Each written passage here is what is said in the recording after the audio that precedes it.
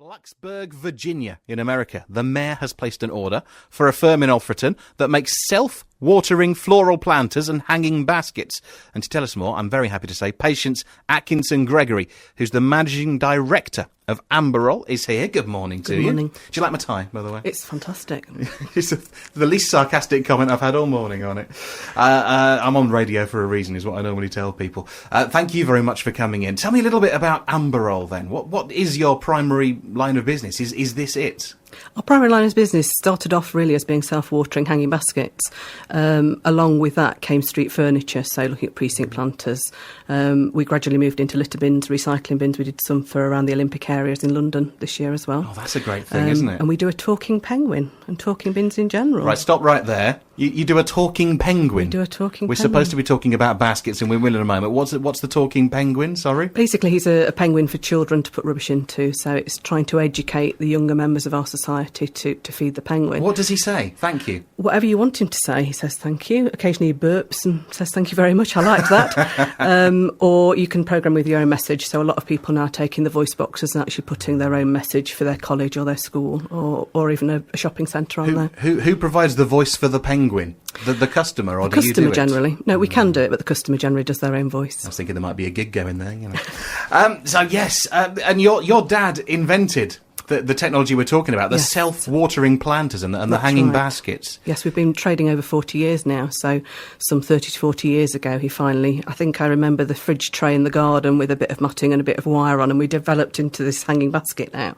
And we've only really in the last 10 to 15 years got the matting exactly right to give perfection in terms of getting the capillary action from a reservoir in the bottom of the unit into a dispersal mat, which allows the compost then to take, by capillary rise again, the moisture into the roots, and the roots just take it as they want it, so the plant drinks when it wants to. You've explained that before, haven't you? I can tell. Yes.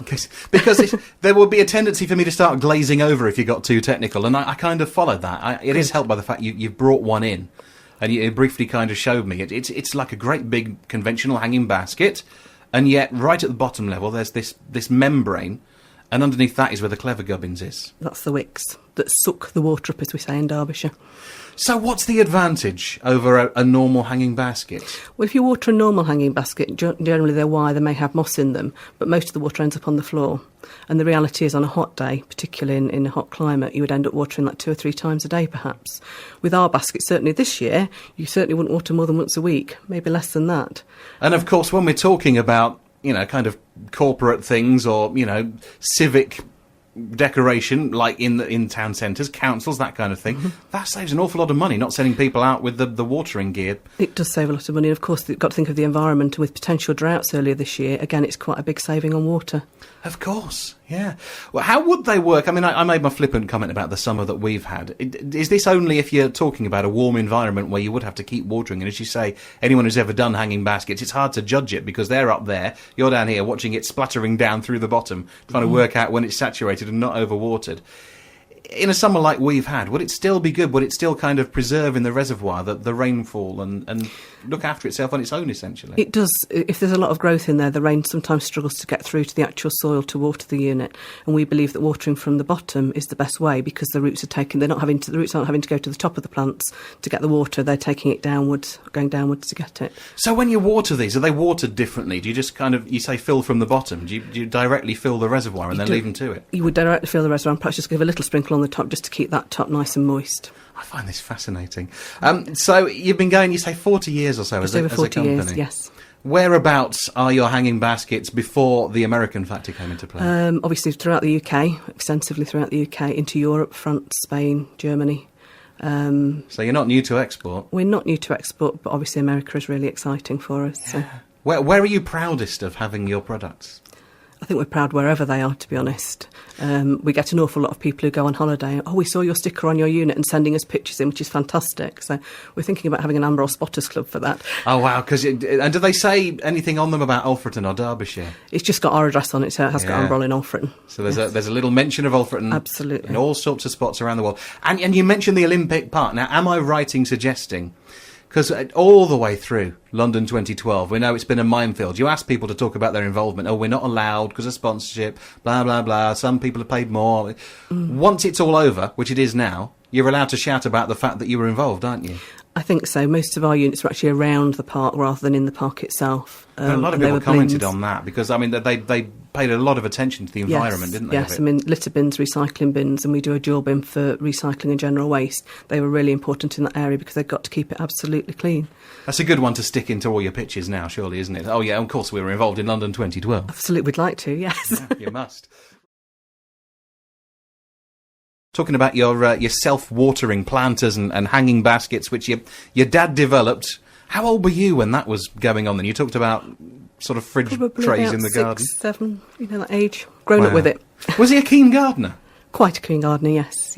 And is that what inspired it? I guess it probably is, yes, and looking for a niche in a market that there was a need for, so... Because all the best ideas obviously come from identifying the problem in the first place, don't That's they? right, and sometimes it's seeing things that other people aren't seeing, and sometimes it's the maddest ideas that actually get the best, results, really.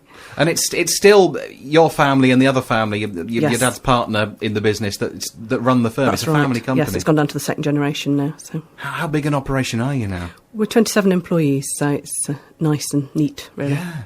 And I just trying to show off like I know anything about, floral displays in towns, mentioned Belper, which always strikes me, and that's yours.